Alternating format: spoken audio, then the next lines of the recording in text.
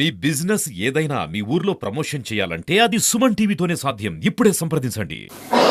ప్రపంచమంతా అల్లకల్లోలంగా ఉన్న సమయంలో 90వ దశకంలో భారతదేశాన్ని మనకి ఏ నొప్పి తెలియకుండా సంస్కరణల బాట పట్టించిన పివి నరసింహారావు గారి ప్రధాన అస్త్రం కుడి భుజం, ప్రపంచం మెచ్చినటువంటి ఆర్థిక నిపుణుడు, 10 ఏళ్లు ఈ దేశాన్ని శరవేగంతో అభివృద్ధి వైపు పరుగులెత్తించినటువంటి మన్మోహన్ సింగ్ గారు కాలం చేశారు.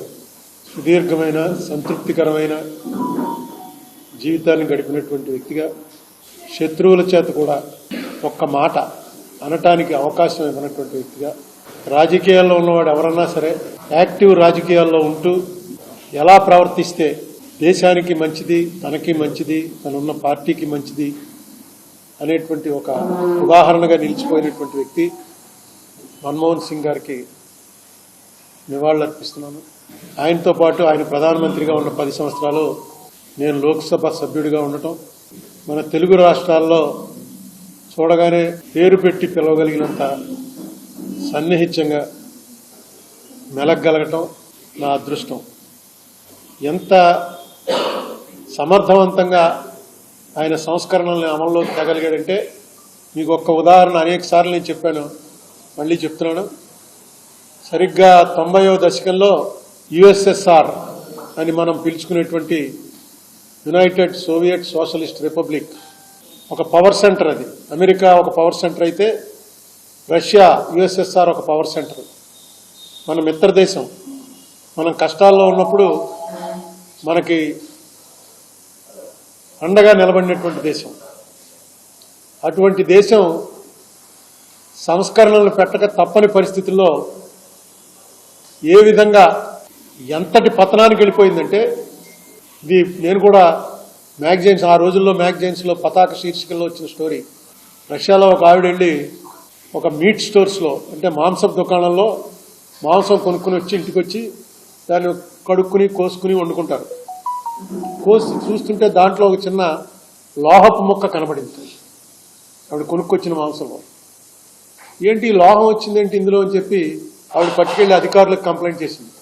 ఇందులో చిన్న లోహపు ముక్క ఏదో వచ్చిందండి, నేను పలానా కొట్లో మాంసం కొన్నాను అంటే వెంటనే దాన్ని వాళ్ళు పరిశోధనలకు పంపారు. ఏంటి ఈ ముక్కని? ఆ పరిశోధనలో ఏం తేలిందంటే ఆ ముక్క ఒక బుల్లెట్. ఆ కొనుక్కున్న మాంసం మనుషుల మాంసం, నరమాంసం.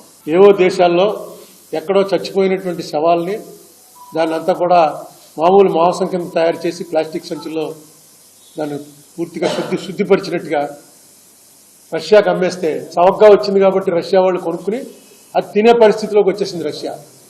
ఏ రష్యా అయితే నువ్వా నేనా అన్నట్టు అమెరికాలో నిలబడినటువంటి రష్యా, ఏదైనా చూసుకోండి, ఒలింపిక్స్ చూసుకోండి, లేదు కోల్డ్ వార్, అటు ఉంటే రష్యా వైపు ఉండాలి, లేకపోతే అమెరికా వైపు ఉండాలి. అంత బలంగా ఉన్నటువంటి రష్యా ఈ సంస్కరణలు చేయటంలో వచ్చినటువంటి దేశం ముక్కలైపోయింది. మనిషి మోసం తినవలసినటువంటి దుస్థితిలోకి వచ్చారు అక్కడ ప్రజలు. ఎందుకంటే చౌకగా అదే దొరుకుతుంది, అదే కొనుక్కున్నారు. అదే సమయంలో మన ఇండియాలో సంస్కరణల్ని రాజకీయంగా పివి నరసింహారావు గారు, ఆర్థిక పరంగా మన్మోహన్ సింగ్ గారు, వీళ్ళిద్దరూ కలిసి ఎంత ఖచ్చితంగా అమలు చేశారంటే రోజు పార్లమెంట్లో, లోక్సభలో, రాజ్యసభలో దాని మీద చర్చ జరుగుతూనే ఉండేది. దాన్ని వ్యతిరేకించే వాళ్ళు మాటి మాటికి అప్పుడు మనందరం విన్నాం. ఆ టైంలో ఉన్న వాళ్ళందరం ఈయన జేబులోనే పెట్టి తిరిగేవాడు రాజీనామా మన్మోహన్ సింగ్. ఎందుకంటే ఆయనకి ఇది అలవాట్లేదు. ఇలా నిలదీసి నువ్వు ఇంత సర్వనాశనం చేసావు, నీ అంత దేశద్రోహి ఎవడో లేడు, ఇలాంటి మాటలన్నీ పడే అలవాట్లేదు అతనికి. చాలా సింపుల్ లివింగ్, చాలా మామూలు మనిషి. పివి గారు తీసుకొచ్చి ఆయన పెట్టాడు. పెడితే పివి గారితో చెప్పేవాట, నేను రాజీనామా అంటే ఏ అక్కలేదు, రాజకీయం నేను చూసుకుంటాను, ఆర్థిక పరిస్థితులు నువ్వు చూసుకో, నీకున్నటువంటి నాలెడ్జ్ మొత్తం వాడు అని. పివి నరసింహారావు గారు 91 to 96లో ఈయన ఆర్థిక మంత్రిగా ఏదైతే చేశారో, చంద్రశేఖర్ గారు ఒక మాట చెప్పాడు. అంతకుముందు చంద్రశేఖర్ ప్రధానమంత్రిగా ఉన్నప్పుడు ఈయన అడ్వైజర్గా తెచ్చుకున్నాడు. ఇదే మనిషిని పివి గారు తీసుకొచ్చి ఫైనాన్స్ మినిస్టర్ చేశాడు. చేస్తే చంద్రశేఖర్ నవ్వుతూ కామెంట్ చేశాడు, నేను గడ్డం గీసుకోవడానికైనా ఒక బ్లేడ్ తెచ్చుకుంటే ఆ బ్లేడ్ పట్టుకుని పివి నరసింహారావు గుండె ఆపరేషన్ చేయడానికి ట్రై చేస్తున్నాడు. ఏంటో ఏం జరుగుతుందో. ఎందుకంటే చంద్రశేఖర్ టైంలో ఫెయిల్యూర్ అది. చంద్రశేఖర్ టైంలోనే గోల్డ్ మొత్తం వెళ్ళిపోయింది. డైరెక్ట్గా తనఖా పెట్టినటువంటి గోల్డ్ని లిఫ్ట్ చేసి బ్రిటన్ తీసుకెళ్లిపోయారు. అలాంటి ఆర్థిక పరిస్థితుల్లో ఈ దేశం పివి చేతిలోకి వస్తే సమర్థుడైనటువంటి వ్యక్తి చేతిలో పెట్టాడైనా తర్వాత 10 ఏళ్ళు ప్రధానమంత్రిగా పనిచేసినప్పుడు కూడా మన్మోహన్ సింగ్ గారు మనకు అందరికీ ఏంటంటే మన్మోహన్ సింగ్ నోరిప్పడం మౌనముని అని. కానీ నాకు తెలిసి ఇప్పటివరకు ఏ ప్రధానమంత్రి కూడా ప్రతి నెల మీడియాను మీట్ అయిన ప్రధానమంత్రి నేనైతే అంతకుముందు వినలేదు. ఎందుకంటే మీడియాని మీట్ అవ్వాలంటేనే చాలా ఎంబ్రాసింగ్ సిచ్యుయేషన్. ఇంకా సభల్లో లోక్సభ కానీ రాజ్యసభ కానీ అక్కడ ప్రధానమంత్రి సమాధానం చెప్పాల్సిన పని లేదు. కన్సర్న్ మంత్రులు ఉంటారు, వాళ్ళకి మెటీరియల్ ఇస్తారు, ఆ మెటీరియల్ బట్టి వాళ్ళు సమాధానం చెప్తారు. ఎప్పుడో చాలా పెద్ద పెద్ద అంశాలు అయితే ప్రధానమంత్రి వచ్చి చెప్పాలి సమాధానం అని గొడవ చేస్తారు తప్ప ప్రధానమంత్రి కూర్చుంటే చాలు. ప్రెస్ మీట్ అలా ఉండదు. ప్రెస్ మీట్లో చైనా గురించి ఏదో మీకు తెలియదే ఉంది, మీరంతా ప్రెస్సే కదా. చైనా బోర్డర్ గురించి ఏదో మాట్లాడదామని ప్రెస్ మీట్ పెడితే అందులో కేరళలో తుఫాను గురించి మాట్లాడండి అంటారు, ఎంత కేటాయించారంటారు. ఎప్పుడు కూడా ఎంబ్రాస్మెంటే ప్రెస్ మీట్లు ప్రధానమంత్రి స్థాయి వ్యక్తికి. కానీ ఆయన ప్రతి నెలా ఓ ప్రెస్ మీట్ పెట్టాడు. ప్రెస్ మీట్ మానడం సమస్య లేదు. ప్రెస్లో అందరికీ ఏదో 4 క్వశ్చన్లు ఏంటి 10 క్వశ్చన్లు ఏంటి కాదు, మొత్తం ఉన్న వాళ్ళందరూ ఆ చివర ఆయన 2 సార్లు చేయొత్తాడంటే ఈయనే చెప్పేవాడు నెమ్మదిగాను. అతన్ని ఏదో అడుగుదాం అనుకుంటున్నాడు లేకుండా 200-300 మంది ఉండేవారు ప్రెస్. ఏనాడు కూడా మనకేంటంటే జనరల్గా గట్టిగా మాట్లాడడం, బహిరంగ సభలో ఉపన్యాసాలు ఇవ్వడంలో ఆయనకి పెద్ద అలవాటు లేదు. అందుకే ఆయన వైజాగ్ వచ్చినప్పుడు పబ్లిక్ మీటింగ్ పెట్టారు. మన్మోహన్ సింగ్ గారు వెంటనే అన్నాడు, నేను ఎన్నో మీటింగ్లు మాట్లాడాను కానీ ఇలా జనాలు కేరింతలు కొట్టడం ఎక్కడా వినలేదు. ఇదేంటంటే వెంటనే రాజశేఖర రెడ్డి గారు చెప్పాడు, ట్రాన్స్లేటర్ అరుణ్ కుమార్ అయితే ఇలాగే ఉంటుంది మీటింగు, మీరు చెప్పండి అని. ఆయన ఎంత సంతోషపడిపోయాడంటే మాటకి ఆగి అలా నవ్వుతూనే ఉండేవాడు. ఏదైనా ఒక సెంటెన్స్ మాట్లాడి ఆగేవాడు. చివరికి నా ట్రాన్స్లేషన్ వినడానికి కోసం ఆయన స్పీచ్ ఇస్తున్నాడు అన్న లెవెల్లో ఇంప్రెస్ అయ్యాడు ఆయన. ఎందుకంటే ఆయనే చెప్పేశాడు, నాకు ఎప్పుడు ఇలా ఉండదు నా మీటింగ్ అంటే, ఇదేంటి ఇంత పాజిటివ్ అప్లాజ్ వస్తుంది నా మీటింగ్ అని. అంటే రాజశేఖర రెడ్డి గారు మావాడు చెప్తే అలాగే ఉంటుందండి, మీరు చెప్పండి. నిజంగా అంత కామ్ గోయింగ్. ఆయనలో అతి పెద్ద గొప్పతనం అంటే మేము ఎవరన్నా సరే పొలిటీషియన్స్లో వచ్చిన చిన్నవాడి నుంచి పెద్దవాడి వరకు మాట్లాడడానికి ఇష్టపడతాం. ఎక్కువసేపు ఎక్కువ చెప్పాలి. అవతల వాడి డిబేట్లోకి వస్తే వాడికన్నా నేను గొప్పవాడిని అనిపించుకోవడం కోసం ఇంకా మాట్లాడి మన్మోహన్ సింగ్ ఆయన వినటానికి ఇష్టపడతాడు. ఎంత చిన్నవాడైనా సరే వెళ్ళి ఏదైనా చెప్తుంటే పేషెంట్గా వినటానికి ప్రధానమంత్రి స్థాయిలో ఉండి కూడా పార్లమెంట్ జరుగుతున్నప్పుడు అయితే ఎప్పుడైనా ఆయన ఆఫీస్లోకి వెళ్ళిపోవచ్చు. ఏ ప్రధాని అయినా సరే ఎంపీ అయినా వెళ్ళి మీట్ అవ్వాలంటే అపాయింట్మెంట్ తీసుకోవాలి. అపాయింట్మెంట్ ఒక్కోసారి దొరుకుతుంది, ఒక్కోసారి దొరకదు. ఇష్యూ ఏంటో చెప్పాలి, ఎందుకు కలవాలనుకుంటున్నానో చెప్పాలి. ఆ కలవడానికి ఆయన ఇష్టపడాలి. లేకపోతే నేనేం చేస్తాను పలానా మినిస్టర్ని వెళ్ళి కలవండి అంటారు. ప్రధానమంత్రిని ఆయన లోక్సభలో వచ్చి కూర్చున్నప్పుడు మేము వెళ్ళి కలవచ్చు, కానీ పక్కన వెళ్ళి మాట్లాడడానికి ఆయన ఆఫీస్లోకి వెళ్ళి మాట్లాడాలంటే మాత్రం ఏ ప్రధానికైనా అపాయింట్మెంట్ ఉండాలి. అంతకుముందు 2-3 ప్రధానుల ఆఫీసులకు వెళ్ళాను నేను ఎంపీలతో కలిసి. నేను సొంతంగా వెళ్ళడానికి లేకపోయినా ఎంపీలతో కలిసి. మన్మోహన్ సింగ్ గారికి మాత్రం ఎవరైనా లోపలికి, ఇప్పుడు మనకు ఎవరైనా కలవటానికి వచ్చిన లోపల కాగితం అలా పంపిస్తాడో అలా అక్కడికి వెళ్ళటం, ఆ కాగితం లోపలికి పంపించడం, వెంటనే పిలిచేసేవాడు ఆయన. తర్వాత మనం కూర్చున్నట్టే ఇలాగ ఒకరితోటి సీరియస్గా ప్రిన్సిపల్ సెక్రటరీతో మాట్లాడుతుంటే రాజమండ్రి ఎంపీ వచ్చేటంటే రమ్మను. అంటే అసలు అక్కడ ఏమి రహస్యాలు చర్చలు కానీ ఏమి ఉండవు. దా కూర్చో, ఇతను మాట్లాడి ఈయన పంపేక మాట్లాడినా ఏమన్నా అర్జెంటా లేదు సార్, ఆయన పంపేక మాట్లాడండి. వినటం అనేది బహుశా నాకు తెలిసి మన్మోహన్ సింగ్ గారి దగ్గర నేర్చుకోవాలి. మేము 1998-99లో రాజశేఖర రెడ్డి గారు ఉచిత విద్యుత్ పెట్టాలంటే అక్కడ ఎలక్షన్ మేనిఫెస్టో కమిటీ అని ఒక కమిటీ ఉండేది, ఎప్పుడు ఉంటుంది కాంగ్రెస్ పార్టీలో. ఆ కమిటీ హెడెడ్ బై ఈయన ప్రణబ్ ముఖర్జీ. ప్రణబ్ ముఖర్జీ గారి దగ్గరికి రాజశేఖర రెడ్డి గారు వెళ్తుంటే ఆయనతో పాటు నేను కూడా వెళ్ళాను. రాజశేఖర రెడ్డి గారు ప్రణబ్ ముఖర్జీ దానికి ఎక్స్ప్లెయిన్ చేసి ఇది ఉచిత విద్యుత్ ఇవ్వాలనడానికి కారణాలు ఇవి అని చెప్తే ప్రణబ్ ముఖర్జీ గారు ఎందుకు ఆయన ఒప్పుకోలే. జయరాం రమేష్ గారు కూడా ప్రణబ్ ముఖర్జీకి అసిస్ట్ చేసేవారు. మన్మోహన్ సింగ్ దగ్గరికి వెళ్ళమన్నారు. ఎందుకంటే పంజాబ్లో అప్పటికే ఇది పెట్టి ఫెయిల్ అయింది. సరే మన్మోహన్ సింగ్ గారి దగ్గరికి వెళ్ళాం. నేను మొట్టమొదటిసారిగా ఆయన్ని డైరెక్ట్గా కలవటం అదే. మన్మోహన్ సింగ్ గారి దగ్గరికి వెళ్తే రాజశేఖర రెడ్డి గారు మొత్తం ఎక్స్ప్లెయిన్ చేశాడు. ఆయన మొత్తం విన్నాడు. అసలు ఒక్క ఇది ఎలా సాధ్యం అది ఎలా సాధ్యం అని ఒక్కటి కూడా అడగల. మొత్తం విన్నాడు. విని ఆఖరణ ఒక్క మాట ఏం చెప్పాడంటే, పంజాబ్లో ఇది కరెక్ట్ కాదు, ఈ స్కీము కరెక్ట్ కాదని తేలింది. ఒకసారి పంజాబ్ నుంచి ఎందుకు అది అక్కడ ఫెయిల్ అయిందో తెప్పించుకుని చూసి, పర్వాలేదు అయినా సరే మనం పెట్టాలి అని అనుకుంటే you can go ahead. First Punjab నుంచి అవన్నీ తెప్పించుకో. ఇంతే ఆయన మొత్తం మాట్లాడిన మాట ఒకే మాట. దాంట్లోనే ఆయన అర్థం ఏమి వచ్చింది, నాకేం అభ్యంతరం లేదు ఎకనామికల్గా వైబుల్లా కాదా. ఎకనామికల్ వైబిలిటీ అనేది top most priority Manmohan Singh గారికి. అటువంటి ఎన్ని మాటలు ఇప్పుడు ఆయనకి పెద్ద పేరు, ఆయనకున్న పెద్ద జోక్ ఏంటంటే ఆయన మీద అసలు నోరెత్తని వాడు కూడా ప్రధానమంత్రి అవ్వచ్చని ప్రూవ్ చేసేవాడు, నోట్లో నాలుగు లేనివాడు కూడా ప్రధానమంత్రి అని ప్రూవ్ చేసేవాడు. ఎవర్రా అంటే మన్మోహన్ సింగ్. మౌనముని మాట్లాడు, ముని అన్నంత వరకు నేను ఒప్పుకుంటాను, కానీ మౌనముని కాదు. అన్నిసార్లు ప్రెస్ని మాట్లాడడానికంటే ఎంత దమ్ము ఉండాలి. ప్రెస్ని పిలిచి ప్రతి నెలా ప్రెస్ మీట్ పెట్టాలంటే అంత దమ్మున్నటువంటి మనిషి. ఎందుకంటే తన సబ్జెక్ట్ మీద తనకి పూర్తిగా అవగాహన ఉంది.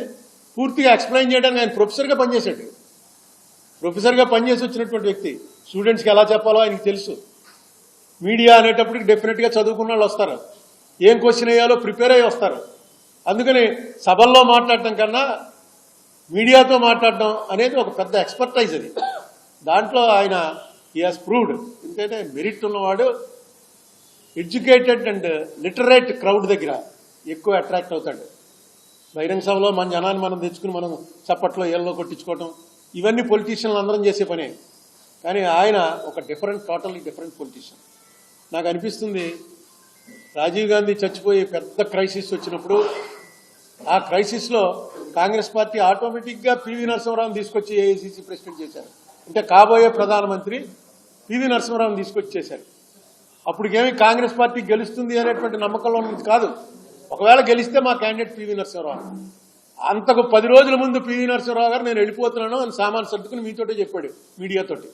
ఇదిగో అబ్బాయి నా సామాను అంతా సర్దేశాను, ఈ ఎలక్షన్లో నేను ఈ ఎలక్షన్ టైంలో వదిలేసిపోతే మంచి మెసేజ్ వెళ్ళదని కూర్చున్నాను, నేను రిటైర్ అయిపోయాను, వెళ్ళిపోతున్నాను నేను. అదేది ఒక కొత్తాళం పీఠం అని ఆ పీఠం వాళ్ళు కూడా అడిగారు, మా పీఠంలోకి వచ్చి నువ్వు పీఠాధిపతిగా ఉంటావా అని. కొంచెం ఆలోచించుకోవడానికి టైమే ఉండని చెప్పాడు. అటువంటి మనిషిని తీసుకొచ్చి ఎందుకు పెట్టారు అంటే ఆవేళ దేశానికి ఆయన అవసరం ఉంది. చాలా లో ప్రొఫైల్ మెయింటైన్ చేసే మనిషి కావాలని పెట్టారు. అలాగే కాంగ్రెస్ పవర్లోకి వచ్చి 2004లో మేము అందరం ఉన్నాం. అందరం సోనియా గాంధీ అయిపోయింది ప్రధానమంత్రి అని అనుకున్నాం. ఆ టైంలో మన్మోహన్ సింగ్ని తీసుకొచ్చి ప్రధానమంత్రి అని ఆవిడ ప్రకటించడానికి ముందు మా అందరి సమ్మతి తీసుకుని మీకు వదిలేస్తున్నాం అని సెంట్రల్ హాల్ మీటింగ్లో చెప్పించుకోవటం. మన్మోహన్ సింగ్ అని చెప్పి రాత్రికి తెలియగానే మొత్తం అందరం ఆశ్చర్యపోయాం. ఎవరు ఎక్స్పెక్ట్ చేయలే. ఎందుకంటే మన్మోహన్ సింగ్ అసలు రేస్లోనే లేడు. ఆయన డెఫినెట్గా ఆయన క్యాబినెట్లో ఉంటాడు, క్యాబినెట్లో ఫైనాన్స్ మినిస్టర్ అవుతాడని అనుకున్నాం తప్ప ప్రధానమంత్రి పోస్టుకే మన్మోహన్ సింగ్ని తీసుకొస్తున్నట్ట అని. వచ్చాడు మన్మోహన్ సింగ్. వచ్చి ఆయన చేసిన ఒక్కసారి గుర్తు తెచ్చుకోండి, ఆయన టైంలో ఏమేం జరిగాయి. ఈ మహాత్మా గాంధీ నరేగా ఎప్పుడు వచ్చింది? Right to information act. ఇవాళ దానివల్ల ఎన్ని స్కాములు బయటకు వస్తున్నాయి. రైట్ టు ఇన్ఫర్మేషన్ యాక్ట్ 75,000 కోట్లు అనుకుంటాను. రుణమాఫీ అంటే నిజంగా రుణమాఫీ చేశారు. రుణమాఫీ అని దాని మీద రోజు గొడవలే మనకి. నువ్వు అంత చేస్తాన్నావు, ఎంత చేసావు, ఎక్కడ చేసావు, ఎవరికి చేసావు చూపించు, ఇవే రోజు గొడవలు. 75,000 కోట్ల రూపాయలు ఆల్ ఓవర్ ఇండియా రుణమాఫీ అని ప్రకటించాడు. ఆ ప్రకటించిన కూడా సరిగ్గా వినపడలేదు మాకు, స్లోగా ప్రకటించాడు. 75,000 కోట్లు అనా పైసలతో ఇంట్లో కూర్చున్నాడు, బ్యాంక్ అకౌంట్లోకి వచ్చేసాయి ట్రాన్స్ఫర్ అయ్యి. వాడు ఏ పార్టీ అని, కాంగ్రెసా, తెలుగుదేశమా, కమ్యూనిస్టా అని అందరికీ కరెక్ట్గా దాని మీద ఒక్క కంప్లైంట్ రాలా. అన్నారు కానీ ఇవ్వలేదండి అని ఒక్క కంప్లైంట్ రాలా. ఎందుకంటే ఆయన రిజల్ట్ మీదే చూశాడు తప్ప పొలిటికల్ బెనిఫిట్ అనేది అసలు చూసుకోలే. అందుకే 2004 కన్నా 2009లో ఎక్కువ సీట్లతోటి కాంగ్రెస్ పార్టీ మళ్లీ అధికారంలోకి రావడానికి కారణం ఆయనే. ఆయన పెట్టిన ఆర్టీఐ వల్లే ఆర్టీఐని విపరీతంగా వాడి చాలా స్కాములు, లేని స్కాములు, 2G స్కామ్ లాంటిది లేని స్కాములన్నీ స్కాముల కింద చిత్రీకరించడంలో అపోజిషన్ వారు సఫలీకృతులయ్యారు. అధికారం 2014లో పోయింది. బట్ ఇలాంటి ప్రయోగాలు మాత్రం కాంగ్రెస్ పార్టీ చాలా చేసింది ప్రయోగాలు. నిజంగా కాంగ్రెస్ బలహీనమైపోయి నేను ఎన్నోసార్లు చెప్పాను, మళ్ళీ చెప్తున్నా, కాంగ్రెస్ బలహీనపడటం, కాంగ్రెస్ అధికారంలో ఉందా ప్రతిపక్షంలో ఉందా అన్నది వేరే విషయం. బలహీనపడడం మాత్రం ఈ దేశానికి చాలా ప్రమాదకరం. కాంగ్రెస్ బలం పడాలి. మన్మోహన్ సింగ్ లాంటి వ్యక్తుల్ని కూడా తీసుకొచ్చి సద్వినియోగం చేసుకుని దేశాన్ని నిలబెట్టగలరు, ఆ పార్టీ జీన్లో ఉంది అనేటువంటిది నేను నమ్ముతాను. మన్మోహన్ సింగ్ గారు నిజంగా ఆయన చేసిన కంట్రిబ్యూషన్, ఎందుకంటే ఆయన ఒకసారి అన్నాడు, హిస్టరీ నా విషయంలో నన్ను నానా రకాలుగా తిడుతున్నారు కానీ నా విషయంలో హిస్టరీ ఇంత అన్ఫెయిర్గా ఉండకపోవచ్చు, జనరస్గానే ఉంటుంది అని. తర్వాత ఆయనది మన ఆంధ్ర గురించి ఒకరోజు నేను రాజ్యసభ వరండాలో ఆయన వస్తున్నాడు ఎదురుకుండా, నేను పార్లమెంట్కి వెళ్తూ ఉండేవాడిని, వెళ్ళాను పార్లమెంట్కి.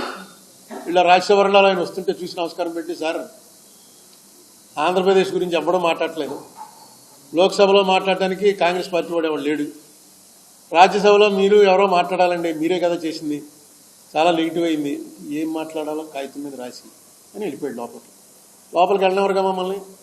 బయటకు వచ్చి డాక్టర్ రామచంద్రరావు గారితో చెప్పాను, ఇలా అన్నాడండి ఆయన, కాగితం మీద రాసిమ్మన్నాడు. అంటే రాసి మరి ఏదో నన్ను వదులుచుకోవటానికి అన్నాడేమో, కాగితం మీద రాసి అని ఏమి మనం ఆయనకి తెలియదు అంటే ఆయనకి ఏం జ్ఞాపకం ఉంటుందయా, వెంటనే రాసి నువ్వంటే గుర్తుపట్టాడు కాబట్టి కాగితం మీద రాసి అన్నాడు. రాసి అన్నాడు. ఈ లోపల దిగ్విజయ్ సింగ్ గారు వచ్చాడు. దిగ్విజయ్ సింగ్ గారు ఏదో ఆయనకి మన్మోహన్ సింగ్ ఏదో చెప్పోట నిన్ను అడగమన్నాడు. అంటే ఎంత అటెంటివ్గా ఉన్నాడు చూడండి. వెంటనే సెంట్రల్లో కూర్చుని ఒక 5-6 పాయింట్లు ఏవేవైతే గవర్నమెంట్ మనకు ప్రామిస్ చేసిందో, ఏవేవైతే ఇవ్వలేదో అవన్నీ 5-6 పాయింట్లు రాసి ఇచ్చాను. అంటే సరే ఇప్పుడు వస్తుంది మన్మోహన్ సింగ్ అనుకున్నాం.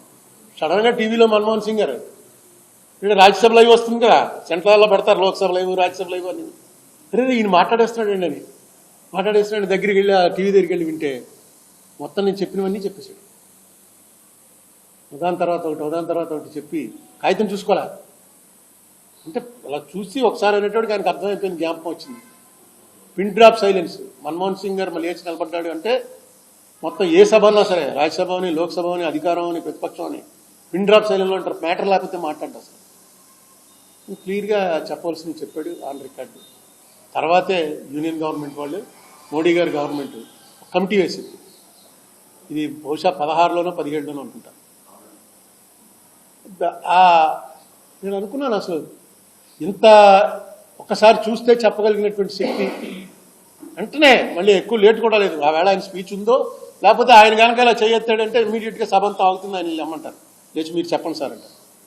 మరి అలా చెప్పాడు, వెంటనే చెప్పేశాడు లేచి.